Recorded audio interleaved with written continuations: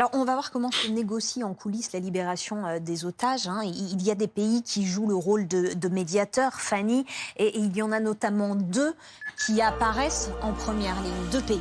Effectivement, le premier, c'est le Qatar, un tout petit pays, mais pourtant incontournable. Il parle avec tout le monde dans la région. Le Qatar, qui est notamment un allié à la fois politique et financier du Hamas.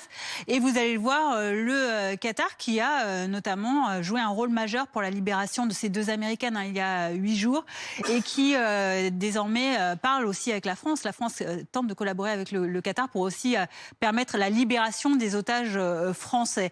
Il y a également un autre pays en première ligne, c'est l'Égypte.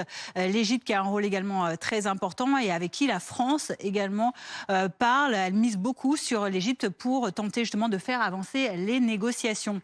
Alors on va voir également que en France, il y a certains services qui forcément sont à la manœuvre. Qui exactement pour tenter de faire libérer ces otages? Alors vous l'imaginez, l'arsenal de négociation est forcément très secret, mais voici les acteurs qui pourraient être mobilisés.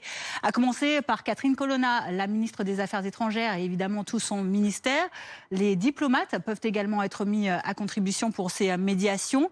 La France peut aussi avoir recours à des négociateurs de la cellule interministérielle de négociation, par exemple un négociateur du RAID et du GIGN pour du conseil, pour du positionnement sur place. Les organisations non gouvernementales qui ont l'avantage d'être sur le terrain, elles aussi peuvent être utilisées pour ces missions de médiation et approcher au plus près les preneurs d'otages. Et enfin, évidemment, les services de renseignement français.